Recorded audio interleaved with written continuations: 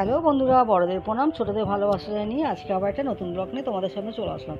তো কড়াই দিয়েছিলাম সর্ষের তেল, আর তেলটা ভালো মতো গরম হওয়ার পর মাছগুলো তেলের মধ্যে দিয়ে দেবো। তো মাছ ছিল হচ্ছে বাটা মাছ।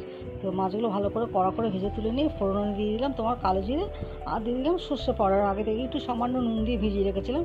আর দিয়ে দিলাম কটা চেরা কাঁচা লঙ্কা, আর দিয়ে দেবো একটা টমেটো, দিয়ে দিলাম স্বাদ মতো নুন আর একটু হলুদ দিয়ে ভালো করে মশলাটা কষাবো।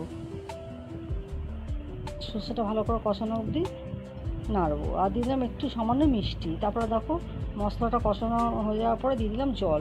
তা খুব একটা বেশি জল দেবো না, যেহেতু শুধু মাছ দিয়েই করেছি, আর কোনো সবজি পড়েনি তাই। তো ঝোলটা ফুটে উঠলে ভাজা মাছগুলো দিয়ে দিলাম একে একে সব। তো মাছটা দিয়েও আর একটু ফুটিয়ে নেবো সেদ্ধ হওয়ার জন্য।